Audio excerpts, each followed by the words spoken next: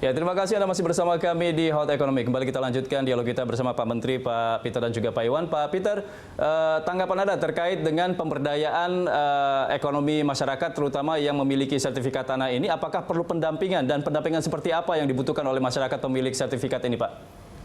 Ya, sebenarnya pendampingan itu sudah ada, Mas Andra ya. Program-program pemerintah ini sebenarnya kalau kita lihat secara parsial itu satu-satu itu semuanya sudah bergerak, tinggal bagaimana kita mengkonsolidasikannya ya. Program pendampingan itu kan sudah banyak kita. Program untuk peningkatan akses masyarakat terhadap perbankan, meningkatkan literasi keuangan, itu kan sudah cukup banyak dilakukan oleh pemerintah. Pendampingan terkait dengan di bidang pertanian, di bidang industri, itu di setiap kementerian itu sudah ada program-program seperti itu. Lantas apa yang harus dimaksimalkan kira-kira Pak Peter? Yang perlu itu adalah bagaimana mengintegrasikannya, ya. Menjadikan sebuah program-program itu bisa saling bersinergi. Yang tadinya misalnya kalau kita kaitkan misalnya terkait dengan peningkatan akses ke masyarakat terhadap perbankan yang selama ini terhambat oleh persoalan kolateral, mereka tidak punya sertifikat, ini kan seharusnya bisa masuk di dalam program ini. Jadi antar kementerian, antar lembaga itu saling memahami antar program-programnya dan kemudian bisa mensinergikan ini di lapangan. Persoalannya ya, ini adalah antar kementerian tidak saling memahami program, ya. Masyarakat juga tidak paham. Sosialisasi kita itu seringkali itu menjadi hambatan, ya. Masyarakat kita tidak mendapatkan informasi yang selengkap-lengkapnya tentang apa yang sebenarnya sudah dilakukan oleh pemerintah. Sementara yang seperti yang kita pahami malam ini dari penjelasan dari Pak Menteri tadi, begitu banyak yang sebenarnya yang sudah dilakukan oleh pemerintah. Sangat sayang kalau ini tidak bisa dimanfaatkan secara penuh. Ya. Sinergi antar kementerian, antar lembaga itu yang saya kira sangat perlu untuk ditingkatkan.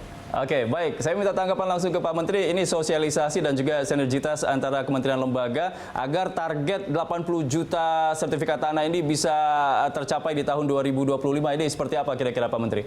Saya pikir masalah target itu relatif lebih mudah ya. Tapi persoalan yang saya komentar yang betul-betul Pak Peter tentang bahwa banyak sekali program-program pemerintah Jokowi ini yang ditujukan untuk memperbaiki dan memberdayakan masyarakat, terutama masyarakat yang berpenghasilan masyarakat kecil, ya. Misalnya untuk akses literasi perbankan atau memberikan akses perbankan. Waktu Pak Jokowi menjadi presiden, kredit KUR bunganya 21%, ya kan? Kemudian waktu itu saya Menko Perekonomian, Presiden mengatakan turunkan ke 1 digit, ya. Ya kaget sekali turunkan ke 1 digit. Ya, kemudian karena secara teori bahwa menurunkan dari 21% ke 1 digit itu perlu subsidi. Presiden bilang nggak ada masalah, kita subsidi. Begitu keberpihakan beliau kepada orang kecil. Hari ini kredit usaha rakyat itu bunganya cuma 7% setahun. Dari 21% ke 7% itu misalnya.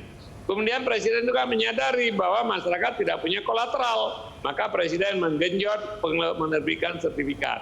Presiden juga menyadari bahwa orang kecil distribusi tanah atau penguasaan tanah sangat timpang. Maka Presiden perintahkan kita, saya dan Menteri KLHK untuk men-launch program untuk melaksanakan program reforma agraria. Kemudian juga sekarang Presiden perintahkan semua menteri, saya nggak mau program itu dikerjakan parsial. Presiden minta supaya kita membuat semua pilot project dalam bentuk PMU, Project Management Unit atau Project Management Office, supaya semua program itu terintegrasi. Jadi memang ini adalah juga salah satu komitmen Presiden. Karena selama ini kalau semua atau masing-masing kementerian mengerjakan sendiri-sendiri, akhirnya salah satu nggak mencapai hasilnya optimum gitu loh. Tapi kalau semua kementerian dananya difokuskan dan dikerjakan oleh PMO atau PMU dan dikomandani oleh satu orang atau satu kementerian, itu akan memberikan hasil. Uji coba sekarang dilakukan adalah yang disebut dengan food estate di Sumatera Utara, di Humbang Asundutan. itu ditugaskan Menteri Pertanian sebagai pilot project untuk mengeran pilot project itu.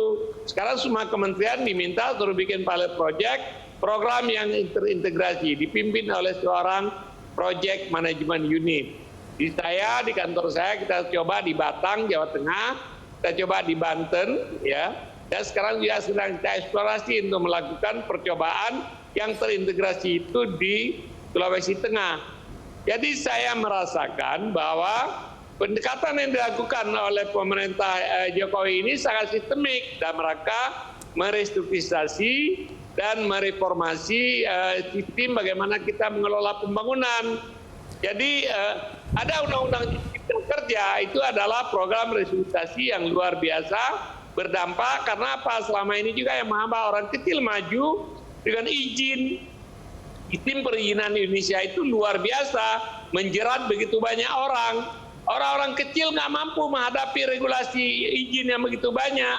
Biaya izin misalnya bagi orang kecil 1 juta rupiah, itu mungkin sudah setengah modalnya habis karena untuk ngurus izin.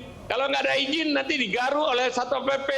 Kadang-kadang bukan ya untung dapat, semuanya habis gitu loh. Betapa orang kecil selama ini korban dari izin yang jumlahnya ribuan jenis izin barangkali di seluruh Indonesia. Bagi orang kecil, bagi orang besar nggak ada masalah. Mau bikin izin 1000 kek, bagi konglomerat nggak ada masalah. Mereka mampu bayar, mereka mampu punya lobby, mereka mampu bayar suap dan lain-lain. Orang kecil nggak bisa. Oleh sebab itu, Undang-Undang Cipta Kerja ini adalah paling memberdayakan dan memberikan kesempatan yang luar biasa bagi orang-orang kecil, perusahaan UMKM. Kalau misalnya selama ini, kenapa UMKM kita itu tidak bisa naik kelas? Salah satu hambatan ada regulasi perizinan yang begitu berat, yang bebannya ke atas pundak mereka. Dengan pendekatan UCK, ya, bahwa resiko nanti yang menentukan. Kalau usaha tidak ada resiko, nggak perlu izin. Kalau resiko menengah, ikut tanda spesifikasi. Kalau resiko tinggi, baru perlu izin. Oke, baik. Pak Menteri, terima kasih banyak. Ini mohon maaf waktu kita sangat terbatas. Pak Iwan, Pak Peter, terima kasih banyak sudah bergabung di Hot Economy. Kita akan tunggu mudah-mudahan sertifikasi tanah ini bisa memberikan manfaat besar bagi masyarakat, terutama untuk kepastian hukum dan juga meningkatkan ekonomi masyarakat. Terima kasih banyak Pak Menteri, Pak Iwan, dan juga Pak Peter. Pemirsa, sampai di sini kebersamaan kita dalam Hot Economy. Anda bisa mengirimkan informasi dan saran ke email kami di redaksi @berita1.tv atau follow kami via Twitter, Facebook, YouTube, dan Instagram. Saya Andra Lesmana mewakili seluruh kerabat kerja yang bertugas undur diri. Terima kasih. Sampai jumpa.